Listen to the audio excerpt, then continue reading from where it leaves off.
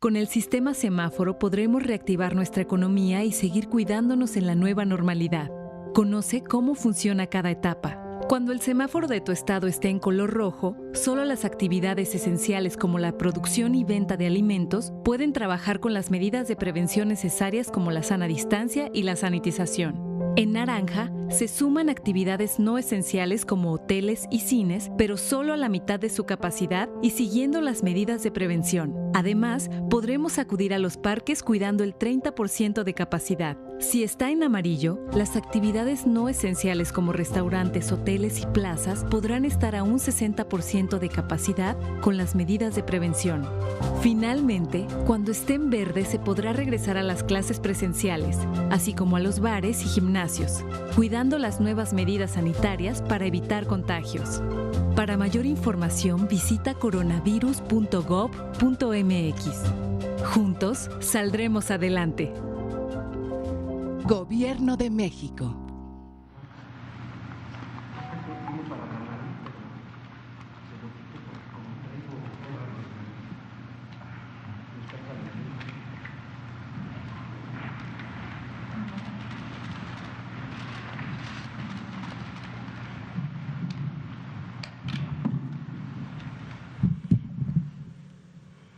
Muy buenas noches nuevamente a todas y todos los presentes. Una bienvenida también a todas las personas que nos sintonizan y ven esta conferencia a través de los diferentes medios de comunicación, redes sociales y todas estas herramientas tecnológicas que disponemos en la actualidad para poder atender prácticamente desde cualquier punto en donde nos encontremos, obviamente todas estas conferencias.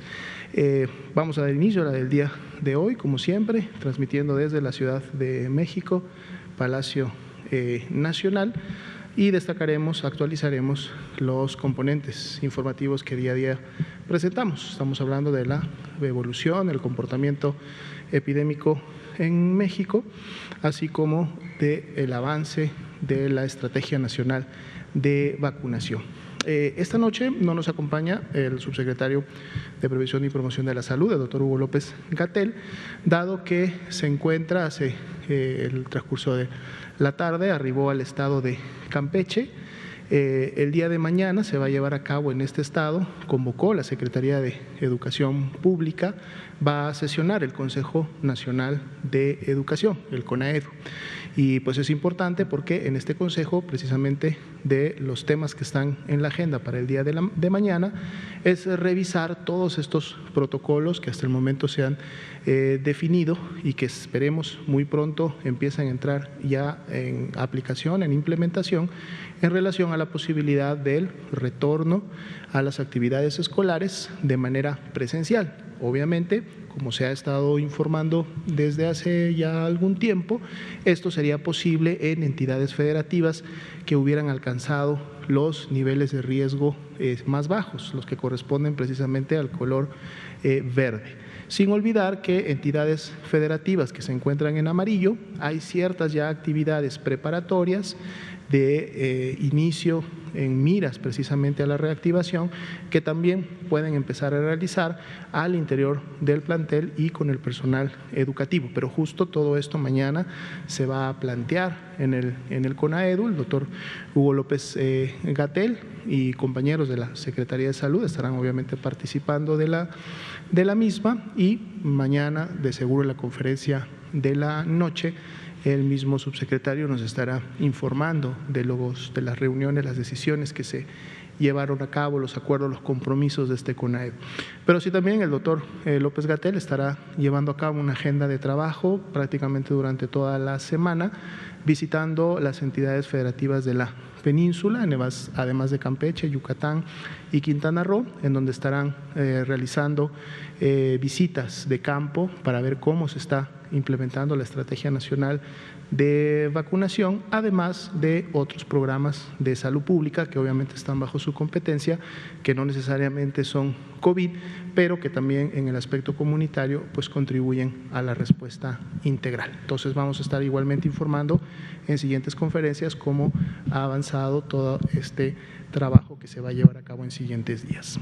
Bien, entonces vamos a iniciar con la información Para el día de hoy empezamos primeramente actualizando, como todas las noches, nuestras curvas epidémicas. Obviamente la que más destacamos es la del comportamiento epidémico de la COVID-19 en México, que es la de color azul, y pueden ustedes rápidamente notar que día con día que hemos estado graficando la semana número 10 desde el domingo, pues continuamos con una disminución todavía importante para efectos de la ocurrencia de la presentación de casos, obviamente de la magnitud epidémica, menos 27% para el día de hoy. Se mantiene todavía este descenso entre la semana 9 y 10. Sabemos que va a ir disminuyendo, dado que cada día se van sumando nuevos casos que están siendo notificados por las entidades federativas. Sin embargo, con esta disminución de menos 27%, pues la perspectiva, la proyección al sábado, que es cuando cierra la curva o ya no tiene tanto movimiento, pues este descenso se pueda mantener. Y esto se produce gracias a que 31 entidades federativas están teniendo un comportamiento descendente al día de hoy y solo una tiene un comportamiento de meseta. Por lo tanto, la media nacional pues nos da efectivamente esta disminución importante. ¿Cuántos casos integran esta curva? Es decir, ¿cuántos están distribuidos en este comportamiento? 2.397.991, que sería justo la actualización de casos estimados de COVID-19 para el día de hoy.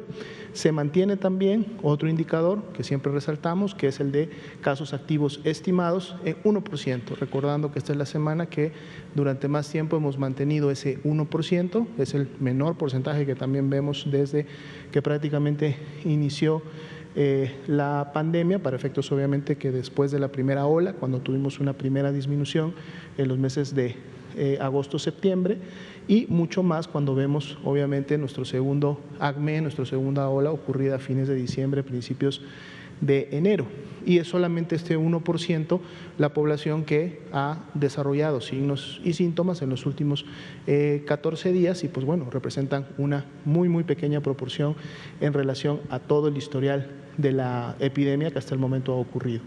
También para el día de hoy ya son 748.752 las personas que cuentan con un esquema completo de vacunación, es decir, han recibido hasta este momento las 2 dosis de las 4 primeros tipos de vacuna que se han estado aplicando en el país, recordando que justo el día de ayer se liberaron las primeras dosis de la vacuna que produce CanSino, de la cual solamente se requiere una dosis, pero esta la veremos todavía en aplicación, obviamente en siguientes días y semanas.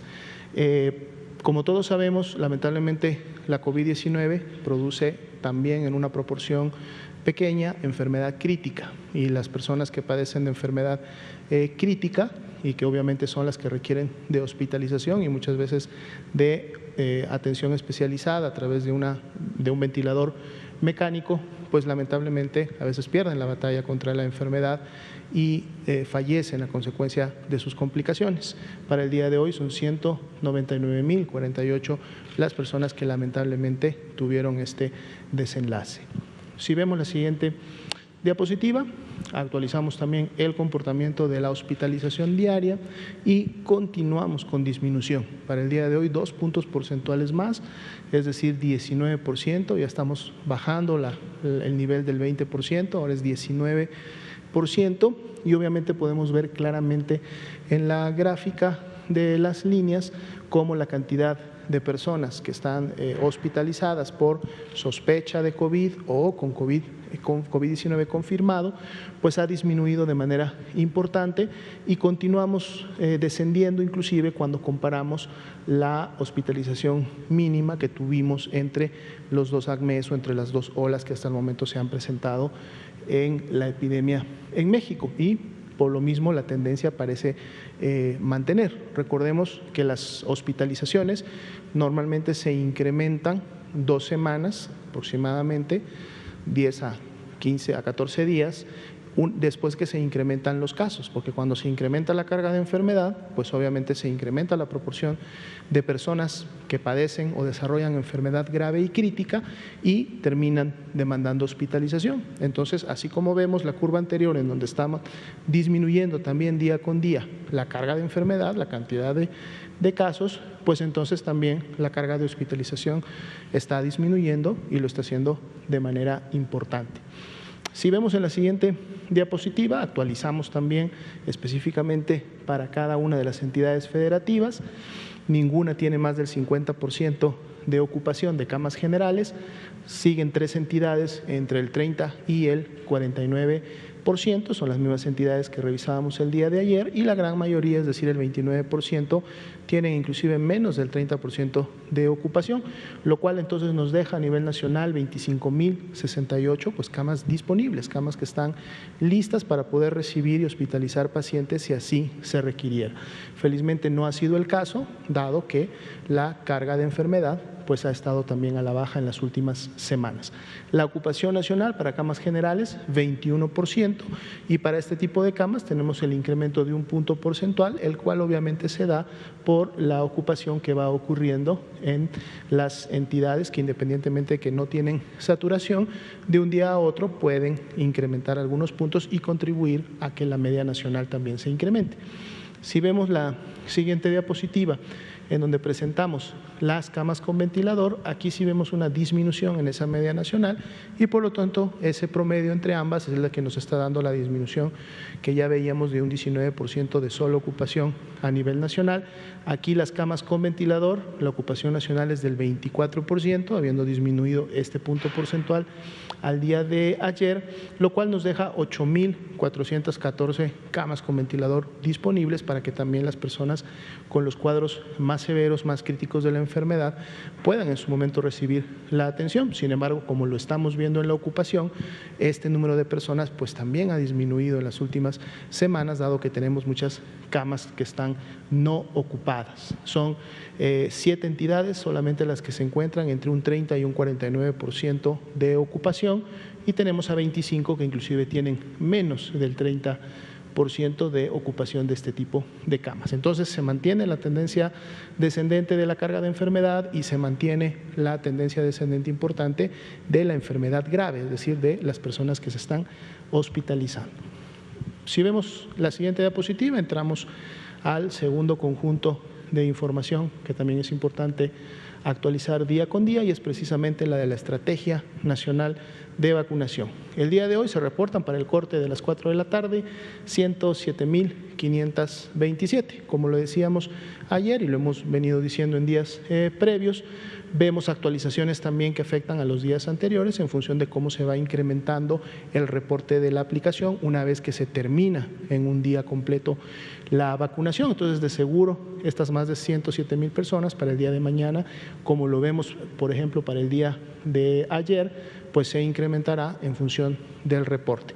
Y es más, esperamos poder ver en siguientes días, obviamente, un incremento en la aplicación de dosis diarias, dado las vacunas que recientemente se han recibido, algunas de ellas ya en proceso de distribución, y por lo tanto su aplicación estará evidenciándose en estas gráficas muy pronto. Si vemos la siguiente diapositiva, tenemos el acumulado, vemos cómo la curva continúa incrementándose. El día de hoy prácticamente ya 6 millones de dosis aplicadas, estamos a nada de llegar a ese monto, y como decíamos, de seguro esto se va a incrementar de manera importante todavía en siguientes días, y entonces vamos a poder seguir viendo un ascenso, una tendencia ascendente y continua en la aplicación de las dosis, lo cual es bueno porque entonces significa que cada vez más y más personas están recibiendo la vacuna. Si vemos la siguiente diapositiva, aquí tenemos precisamente las dosis que hasta el día de hoy se han recibido. Ahorita vamos a ver por cada uno de los tipos de vacuna cómo se componen, pero son ya más de 9.588.000 las dosis que se han recibido al territorio nacional, y que obviamente ya están en las manos de la dependencia de salud, y que podrán empezar o continuar en este caso con su distribución y su aplicación. 62% de las mismas pues forman parte de estas más de las 5.926.000 dosis que hasta el momento ya se han aplicado, y este porcentaje de avance de seguro también lo vamos a ver incrementado en los próximos días. Si vemos la siguiente diapositiva, vamos a ver los grupos que hasta el momento han iniciado la vacunación. En el primero no tenemos mucha modificación en relación a los números de ayer, pero destacamos que del personal de salud de primera línea, especialmente que hasta el momento se ha vacunado, ya son 852.143 y el 70% de ellos inclusive ya con esquema completo de vacunación. Es el grupo que más tiene obviamente el esquema de vacunación completo con sus 2 dosis, dado que fue el grupo que obviamente empezó de manera más temprana, finales del año pasado, con la vacunación. El personal educativo de Campeche obviamente no tiene movimientos. Una vez que se dio la intervención y se lograron las metas correspondientes, pues se ha mantenido en stand-by. Obviamente se continúan identificando si todavía hay personal, trabajadores de la educación que falten vacunar para poder cumplir con obviamente la expectativa que se tiene de la reactivación de las actividades, y esto se estará haciendo en siguientes días. El grupo que sí tiene incrementos importantes y que día con día sigue sumando personas vacunadas son precisamente las personas adultas mayores de 60 o más años. Para el día de hoy, 4.308.609 ya recibieron su primera dosis de vacuna. Hay un pequeño grupo que representa el 3% que inició ya con la segunda dosis, pero este incremento en la cobertura de segundas dosis lo veremos más bien reflejados en en los siguientes próximos días, dado que justo inician ya la aplicación importante a finales de esta semana y durante toda la próxima semana. Los grupos que recibieron las primeras dosis deberán ya, en base a los términos definidos de la temporalidad entre cada una de las dosis, deberán ya empezar a recibir la segunda, y entonces obviamente veremos un incremento importante. Veamos la siguiente diapositiva. Aquí actualizamos el tema de los eventos supuestamente atribuibles a vacunación. En la totalidad, los que han reportado cada una de las 32 entidades federativas, 12.597. Sin embargo, siempre destacamos que de este gran total, menos del 1% se clasificaron como ESAVIS graves, es decir, aquellos que realmente tenían alguna repercusión en el estado de salud de la persona o que ponían en riesgo ese estado de salud y que por lo tanto tuvieron que recibir alguna atención también especializada, y representan en números totales 106 casos. Es un porcentaje muy pequeño. Podemos ver la distribución de ESAVIS para cada una de las 4 tipos de vacunas que hasta el momento se han colocado y que han reportado la presencia de un ESAVI, y en la parte inferior podemos ver la distribución actualizada de estos 106 casos de ESAVIS que hasta el momento se han presentado, y obviamente podemos revisarlas, dado que este producto se comparte y se difunde una vez que termina la conferencia con todos ustedes. Seguimos destacando, 0.2% es solamente lo que representa los ESAVIS que han ocurrido en función de la totalidad de dosis que se han aplicado, y más allá que las dosis, como hemos visto, todos los días se incrementan, es decir, todos los días aumenta el número de personas vacunadas. Más bien lo que hemos visto en relación al porcentaje de los ESAVIS es que estos han ido disminuyendo. De 0.5 los teníamos al inicio, ya estamos ahora en un 0.2%, y pues bueno, esto sigue obviamente contribuyendo a evidenciar que las vacunas con las que se cuenta en México, que se están aplicando, pues son seguras, ¿no? Son seguras, y además obviamente tienen toda la perspectiva de eficacia que van a lograr, y que por lo tanto van a generar la protección a la población tal y como estamos esperando. Pero sobre todo son seguras, y de ahí el llamado que le hacemos a la población de continuar acudiendo a vacunarse si ya les toca, si están en el grupo poblacional de adultos mayores, y obviamente si su municipio se encuentra seleccionado para la aplicación. Si vemos la siguiente diapositiva, podemos ver justo el arribo de vacuna que se realizó el día de hoy, de la vacuna Pfizer-BioNTech. Como saben, todos los martes están programados arribos de estas dosis de esta marca y tipo específico de vacuna, y el día de hoy se recibieron 487.500 dosis, mismas que de seguro en siguientes días estarán poniéndose a disposición de aquellas entidades que además tienen de seguro ya programadas segundas dosis para efecto de estos números. Y es así como continuamos, inclusive en una misma semana, recibiendo 2 o 3 embarques de diferentes vacunas.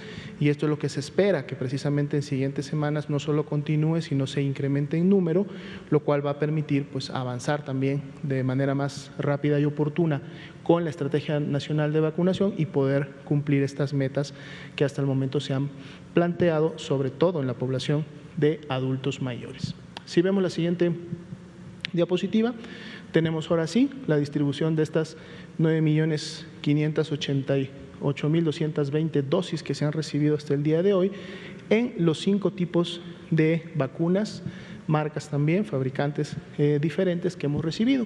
4.377.000 de Pfizer-BioNTech, 870.000 de AstraZeneca, 3 millones de Sinovac, 400.000 de Sputnik V y el día de ayer con la liberación de estas 940.470 dosis de CanSino.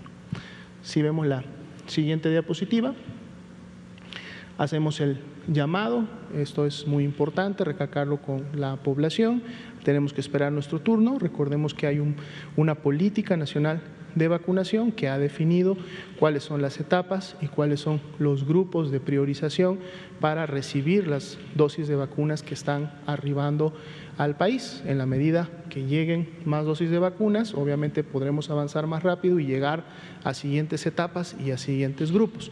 El gobierno ha hecho la provisión para que todos en México puedan ser vacunados, pero necesitamos implementar un orden que tiene como principal objetivo, pues, proteger a la población que tiene los mayores riesgos de enfermar de manera grave y de morir a consecuencia de la enfermedad, como lo son precisamente los adultos mayores. Y una vez que esta población pueda estar protegida, pues inmediatamente empezará a vacunarse a los siguientes grupos. Por eso debemos de esperar y mientras esperamos, obviamente debemos de seguir aplicando, al igual que las personas que recientemente han sido vacunadas, todavía las medidas de prevención para evitar contagios.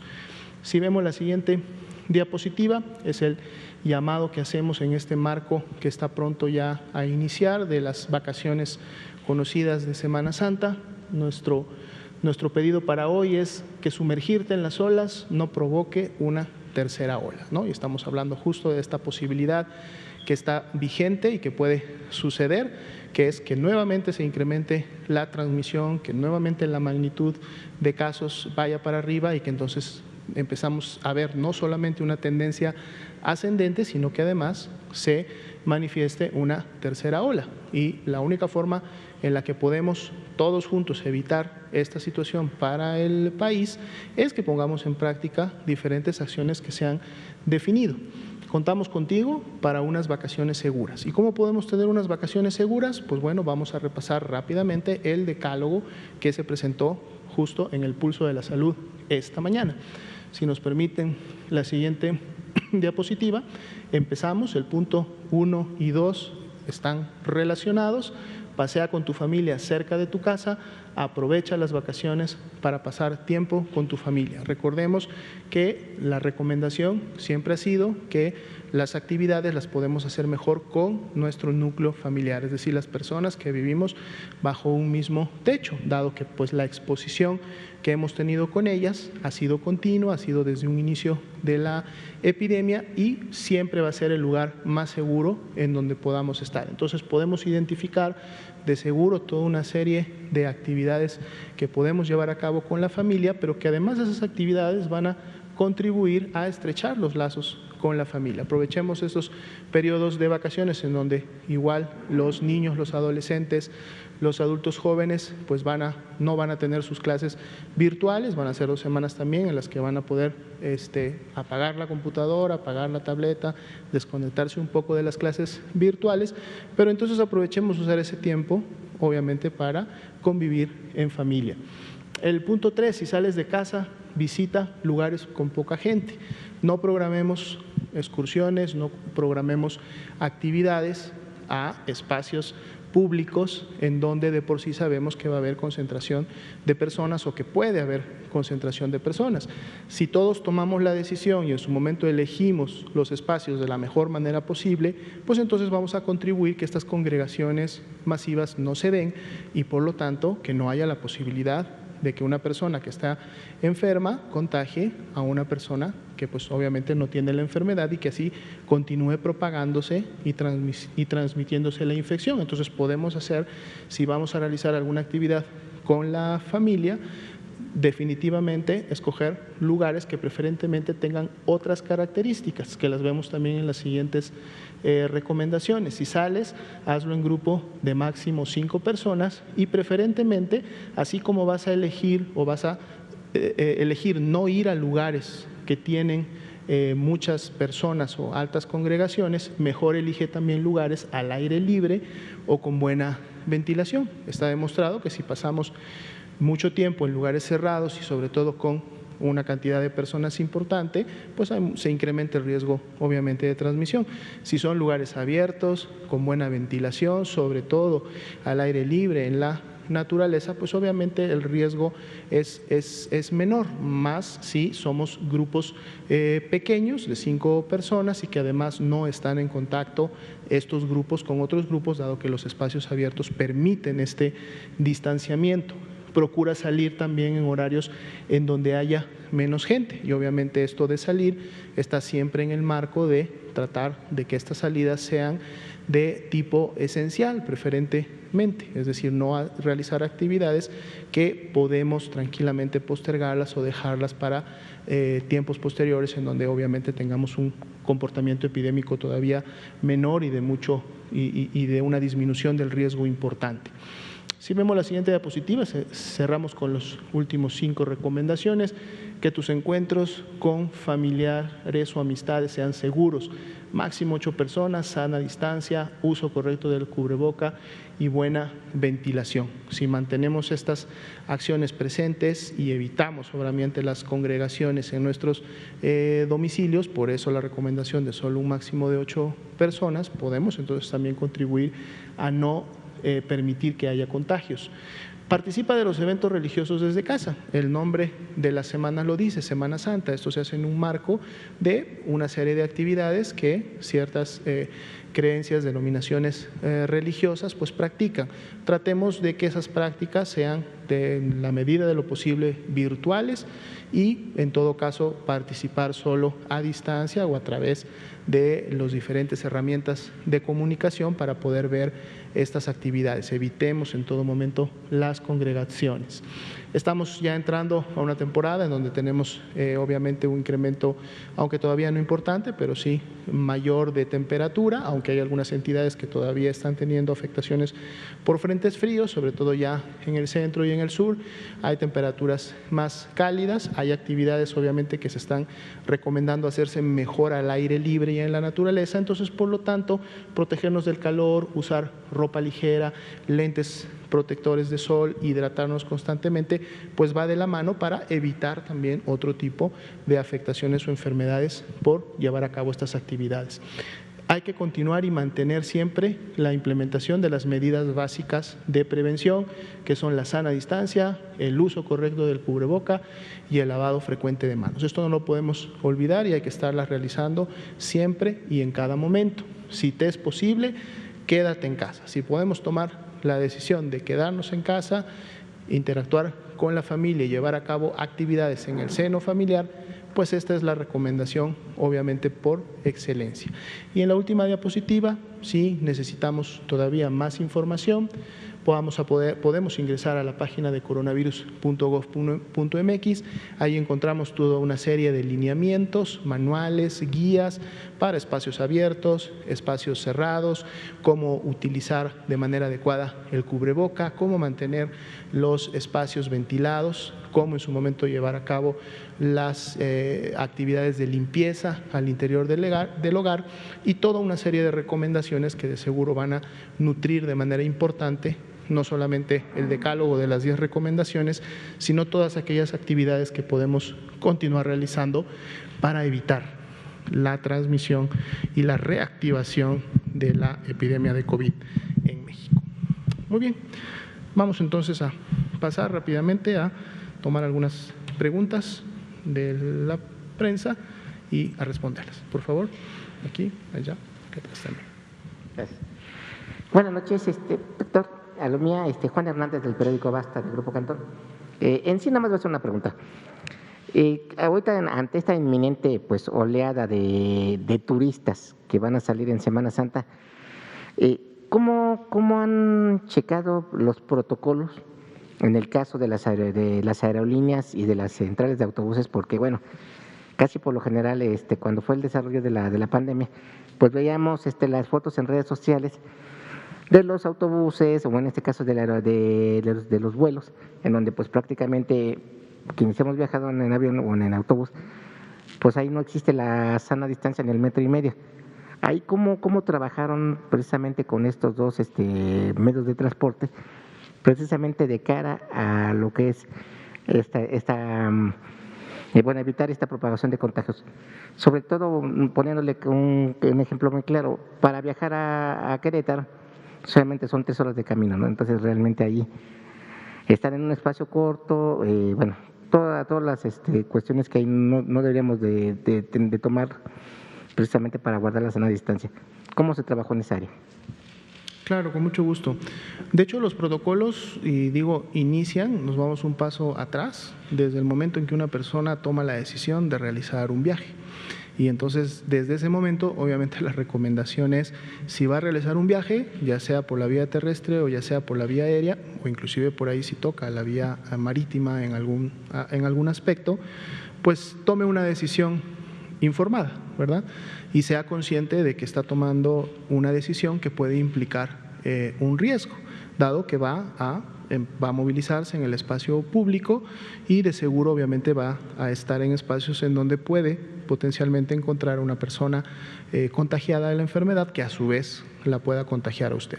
Entonces, si una vez que usted ya analizó esta situación y toma la decisión porque tiene la necesidad, hemos dicho actividades esenciales que deben de realizarse o no se pueden dejar de realizar, y si finalmente en base a ese criterio de esencialidad usted toma la decisión de viajar, pues igualmente hay recomendaciones que podemos poner en práctica para hacer que ese viaje sea lo más seguro posible. Y aquí también intervienen dos componentes, las empresas que obviamente ofrecen los servicios de transportación, pero también las acciones que nosotros como personas podemos realizar, debemos realizar, y que además son también en respuesta o atendiendo a las instrucciones que las empresas transportistas llevan a cabo. Hay toda una serie de lineamientos y manuales que se han trabajado obviamente en el grupo técnico, sobre todo con la intervención de la Dirección General de Promoción de la Salud, que dirige el doctor Ricardo Cortés Alcalá, que están dirigidas a orientar tanto a las empresas como a las personas de cuáles son estas actividades que pueden poner en práctica para disminuir el riesgo de contagio. El transporte aéreo y el transporte terrestre definitivamente son diferentes, y esto es por los instrumentos que utilizan o las herramientas, o en este caso los equipos que utilizan para llevar a cabo la transportación.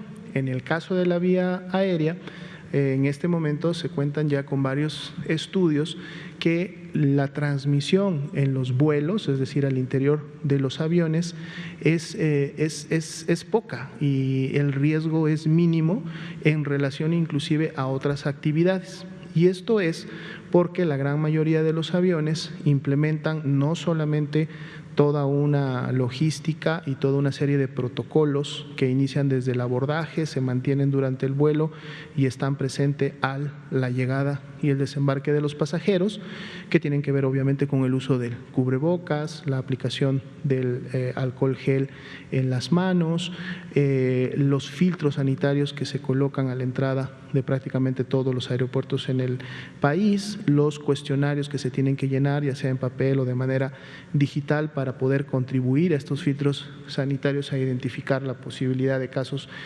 sospechosos, pero también de los medios que utilizan físicos internos al interior de los aviones para efectos de la circulación y el filtrado del aire que se tiene. Recordemos que los aviones mantienen una cabina que debe de estar sellada para efectos de mantener el oxígeno durante el vuelo, pero entonces esto permite mantener un filtrado constante del aire, que cuando una persona tosiera, estornudara sin tener el cubreboca, hay una buena posibilidad que esas gotas que se expulsan sean rápidamente captadas por la circulación del aire hacia la parte inferior, sean filtradas y cuando el aire regrese ya no contenga, porque inclusive utilizan este tipo de filtros HEPA que son los que favorecen.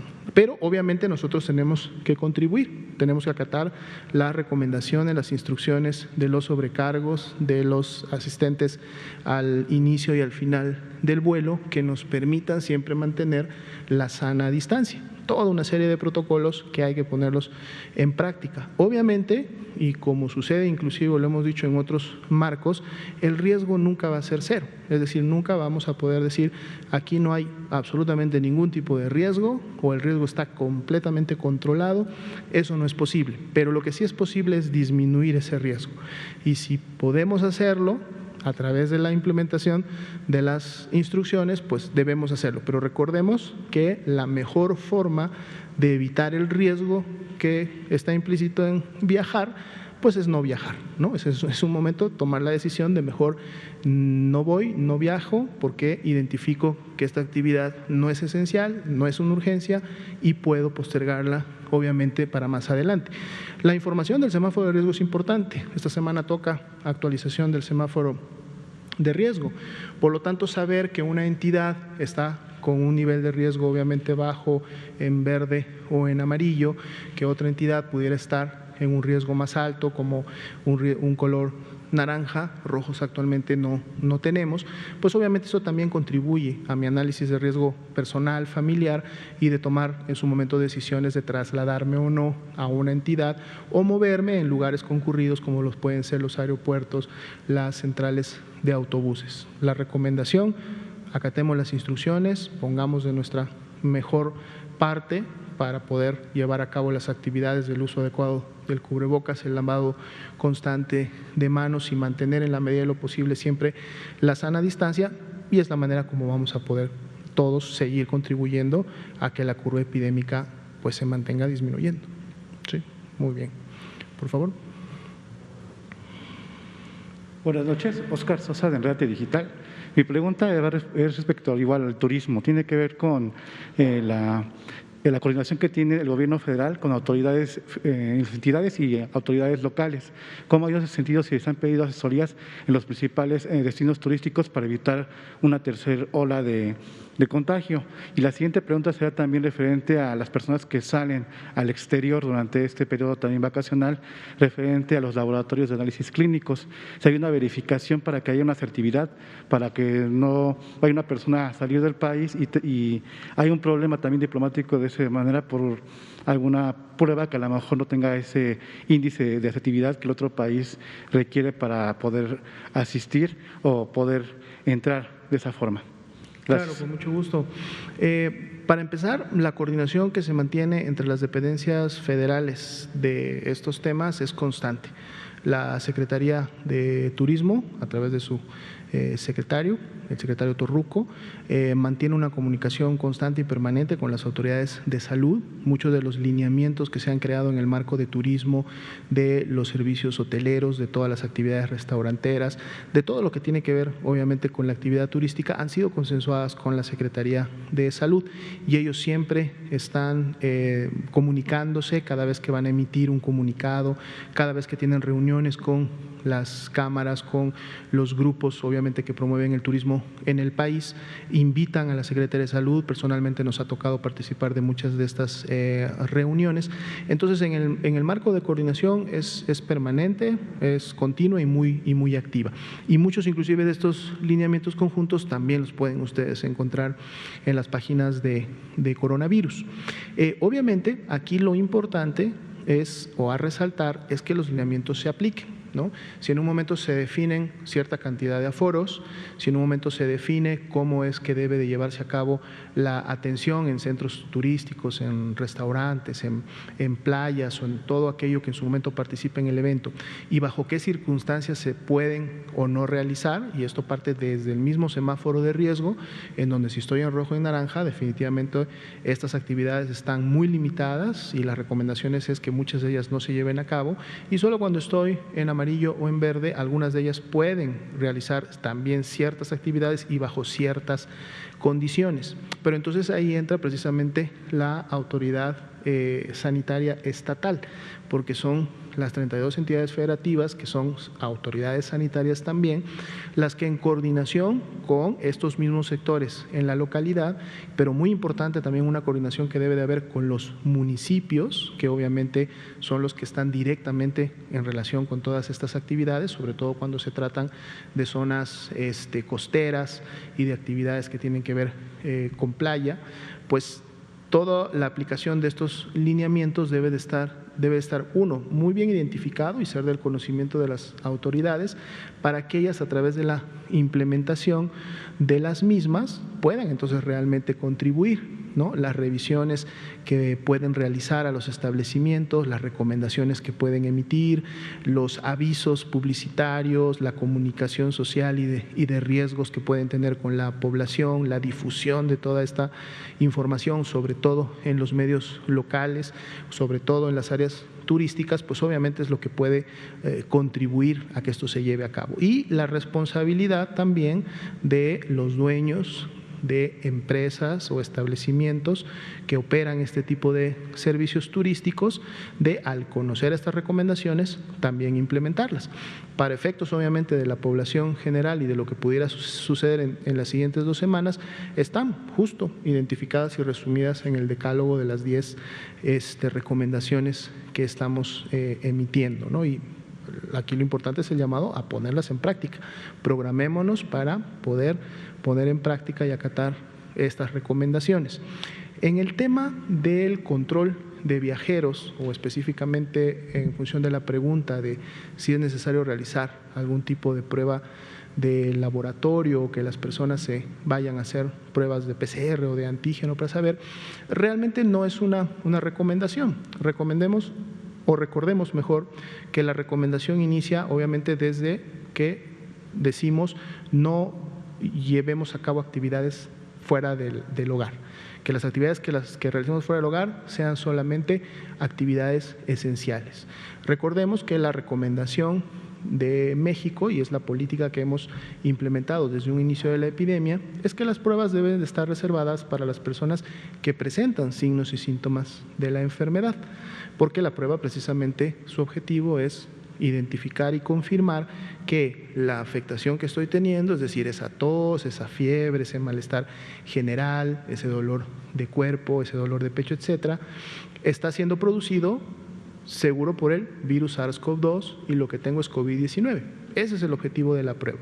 Pero si yo me encuentro asintomático, entonces realmente no hay una razón, al menos no técnicamente válida, para yo hacerme una prueba. Lo mismo aplicaría para el hecho de decir, yo quiero irme de viaje, me voy a hacer una prueba para pues irme de viaje como que con un poco más de percepción de seguridad. Eso es precisamente lo que se quiere evitar, la falsa percepción de seguridad que una persona asintomática desarrolla cuando se toma una prueba y esta le sale negativa. Porque la prueba negativa lo único que nos está diciendo, dado que la persona está asintomática, es que en el momento en que le tomaron la muestra no tenía virus SARS-CoV-2 en sus vías respiratorias. Pero eso no quiere decir que al día siguiente o 2 días después o 3 días después esa persona se contagie y pueda ser un caso. Tampoco descarta de que en el momento en que le tomaron la muestra, esa persona estaba apenas iniciando su periodo de incubación porque se había contagiado 1, 2, 3 días antes y por lo tanto la prueba todavía no tenía la capacidad de detectar el virus y le da un resultado negativo cuando al día siguiente esa persona ya empieza a desarrollar signos y síntomas. 2, la política también nacional nunca ha implementado la solicitud o requisito de mostrar un resultado negativo de una prueba de laboratorio para un viajero internacional. No la solicita para las personas que llegan al país, menos la solicita para las personas que salen fuera del país. Obviamente hay países en este momento que sí han implementado este tipo de estrategias y pues obviamente las personas que decidan viajar al extranjero, porque a nivel nacional o dentro del territorio mexicano no es necesario, pero si deciden viajar al extranjero, nuevamente es un análisis personal, familiar, de si estoy realizando ese viaje al extranjero, lo estoy haciendo porque es una necesidad, porque es algo esencial, lo tengo que hacer, entonces me tengo que informar para que si ese país requiere de una prueba de laboratorio, pues pueda hacérmela con el tiempo necesario y suficiente para tener todo listo para el viaje. Ojalá siempre sea la mejor decisión de realizar un viaje cuando este es esencial, cuando este realmente representa una urgencia, ¿no? Pero recordemos, lo mejor siempre es tratar de mandar este tipo de actividades para después, para más adelante y tratar mejor de atender las recomendaciones que se están emitiendo. Sí, muy bien. Pasamos de este lado.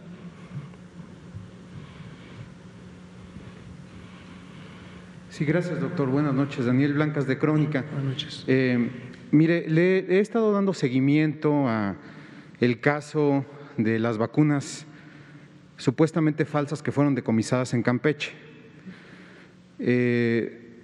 Recibí una denuncia de un trabajador que refiere que fue vacunado con las vacunas o con vacunas muy similares a las que fueron decomisadas en el aeropuerto de Campeche.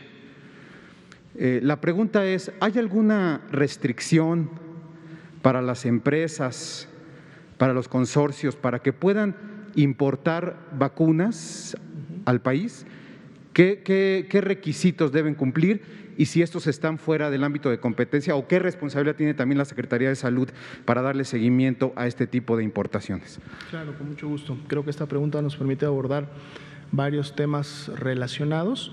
Empiezo con el primero de ellos, que creo es el más relevante, que es precisamente hacer el llamado a la población a que recuerde que en este momento la única vacuna que está disponible de manera segura y que por lo tanto su eficacia está garantizada al momento de su aplicación es la vacuna que ha adquirido el Gobierno de México y que está poniendo a disposición de la población, de adultos mayores y trabajadores de la salud a través de la Estrategia Nacional de Vacunación, que es la que día con día actualizamos actualmente. Ese es un primer punto y es importante que la población lo reconozca porque ellos tienen una participación especial. Es decir, no podemos en este momento dejarnos engañar ante la oferta de una supuesta vacuna que se consiguió a través de un medio privado o que es una oportunidad que por ahí apareció, porque de seguro 100% eso va a ser mentira, va a ser falso y además va a poner en riesgo la salud de la persona. Si no es a través de la Estrategia Nacional de Vacunación, en los puntos de vacunación obviamente oficialmente identificados y de las vacunas que hasta el momento han llegado al país, no demandemos ni permitamos que alguien nos coloque una vacuna diferente a este punto. Vamos ahora al otro tema, el tema regulatorio. Precisamente la Secretaría de Salud tiene esta competencia de en su momento regular la aprobación y el uso e inclusive lleva a cabo la aplicación misma de las vacunas. En este momento lo está haciendo a través de esta Estrategia Nacional de Correcaminos en todo el país, pero no olvidemos que es una estrategia que sigue siendo coordinada de manera centralizada por la Secretaría de Salud. El área específica, digamos que dentro de la Secretaría de Salud, obviamente tiene atribuciones y competencias para llevar a cabo las revisiones correspondientes, la identificación, inclusive evaluar la calidad y la seguridad de la vacuna, como sabemos todos es COFEPRIS. Y entonces, por lo tanto, es una actividad que está desarrollando, que ha estado desarrollando desde el año pasado y para lo cual cuenta obviamente con personal técnico y con las herramientas necesarias para llevarlas a cabo. Por eso, los 5 tipos de vacunas que, por ejemplo, presentamos ya a partir de ayer, 5, antes eran todavía 4, son precisamente las que han pasado estos controles de calidad que la COFEPRIS en su momento ha implementado. ¿Qué pasa cuando se da este caso de que surgen de repente o se da la presencia de vacunas que obviamente son falsas? ¿Y por qué decimos que son falsas? Hay dos elementos que confirman que esas vacunas en específico fueron falsas. Uno, primeramente la declaratoria oficial que hizo el mismo órgano oficial en Rusia de la vacuna Sputnik 5, para efectos de identificaron ellos inclusive cuáles eran los elementos a través de los cuales se podía claramente ver que no era su vacuna y que era una vacuna falsificada. Ese fue el primer elemento.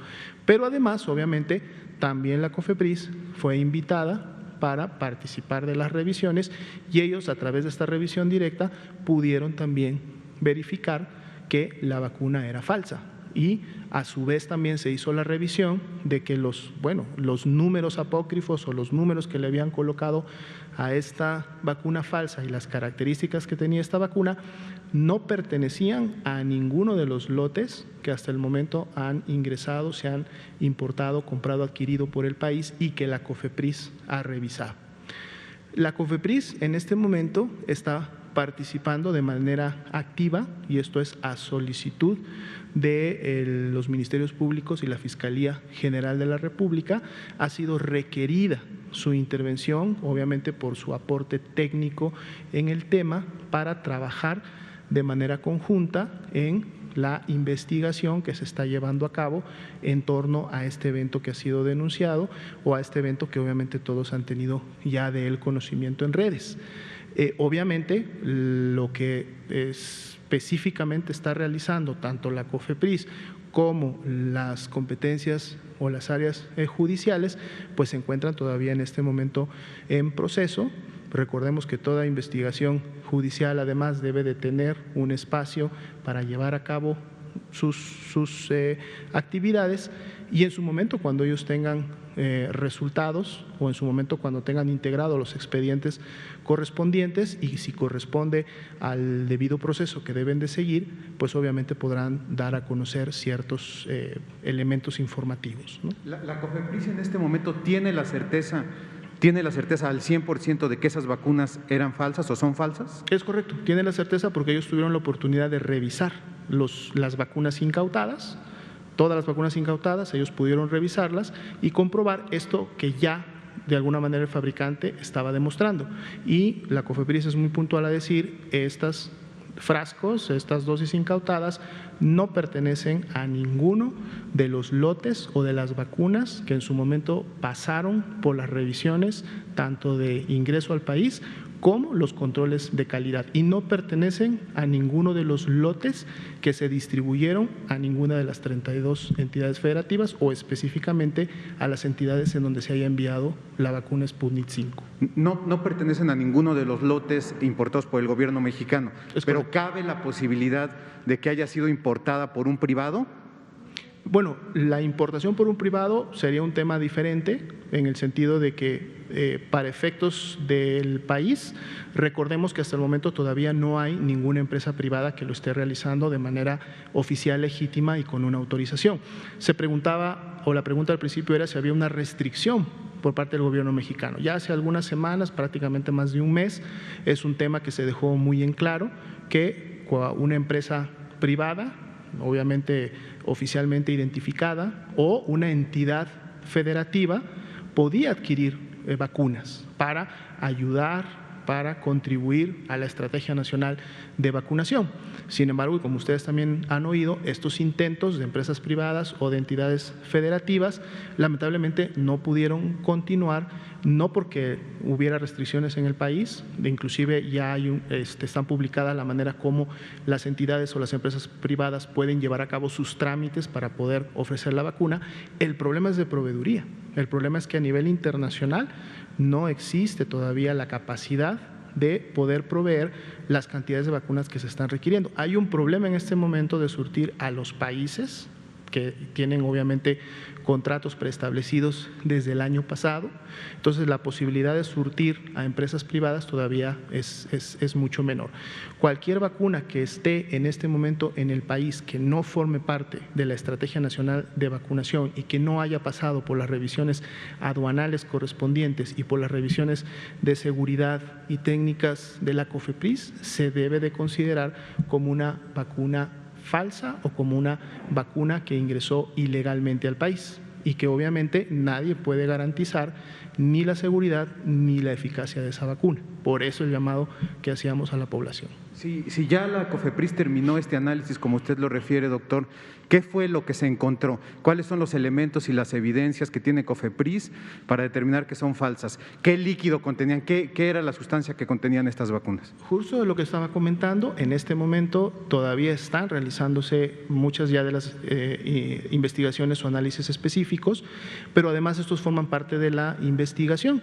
Obviamente preguntaremos con la COFEPRIS o la misma COFEPRIS en su momento estará informando en la medida que ellos mismos puedan liberar o dar a conocer información que no ponga en riesgo o no comprometa la investigación judicial que se está llevando a cabo. Recordemos que hay una investigación al respecto y que cualquier elemento que pudiera hacerse del conocimiento público, que pudiera poner en riesgo o vulnere el procedimiento del debido proceso, pues puede afectar obviamente en su momento los objetivos y los resultados de la investigación. Pero de seguro, en la medida que COFEPRIS esté en posibilidades de comentarlo, de seguro lo harán a través de este espacio o de los mismos pulsos de la salud de los martes. Entonces vamos a estar atentos a cómo continúa esta investigación. Finalmente, doctor, dentro de su ámbito de acción, dentro del terreno de la Secretaría de Salud, ¿se puede sancionar a una empresa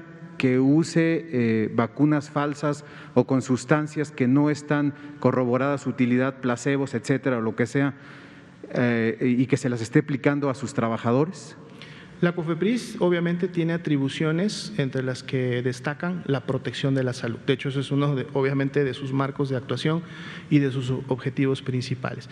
Y hay toda una regulación para cuando se identifica que alguna persona física, moral o alguna, obviamente bajo otro esquema, haya puesto en riesgo la salud de la población o inclusive la haya afectado, de seguro hay toda una legislación que la COFEPRIS puede aplicar y sancionar, ¿no? Sanciones obviamente que van desde lo que todos conocemos como son cierres, clausuras, pero que pueden también escalar hacia lo que son multas en un momento determinado o inclusive denuncias si el delito está en un marco penal y hay algo que obviamente denunciar.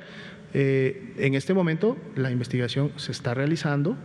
Obviamente está participando activamente la COFEPRIS, pero esto no lo sabremos, no sabemos si se llegará a estas acciones hasta que termine la investigación y en todo caso la autoridad judicial sea la que defina y en su momento ejecute las acciones. Gracias. Por favor. Gracias, buenas noches. Sobre este tema de las falsas vacunas en Campeche, quiero saber si la COFEPRIS supo o sabe cómo ingresaron al país estas vacunas, cuándo van a tener ya una determinación de qué contienen. La incautación fue la semana pasada, entonces para saber qué se aplicó, porque bueno, se aplicaron más de 1,000 vacunas de estas falsas vacunas y también quería saber qué medidas de sanción va a haber para las empresas, la maquiladora que las aplicó, los establecimientos y consultorios donde se sabe que se aplicaron estas vacunas. Por favor. Ok, podríamos un poco retomar los comentarios previos para efecto de las sanciones, pues obviamente estas podrían ser impuestas solamente hasta que se tuviera el resultado final de la investigación y si obviamente adjudicar algún tipo de responsabilidad a alguna persona física o a alguna persona moral. Entonces, en este momento es algo que todavía no lo sabemos. En relación a si la COFEPRIS tiene el conocimiento de que estas vacunas son producto digamos, de contrabando o de ingreso ilegal al país. Bueno, la COFEPRIS está participando de la investigación. Obviamente eso es lo que también se está en este momento investigando por parte de la Fiscalía. De seguro es información que más adelante podremos conocer. Lo que sí obviamente realiza la COFEPRIS de manera rutinaria, cotidiana, porque es parte de su atribución, es sí, obviamente, llevar a cabo la investigación técnica, la revisión adecuada de las vacunas que ingresan de manera legal al país, ¿no?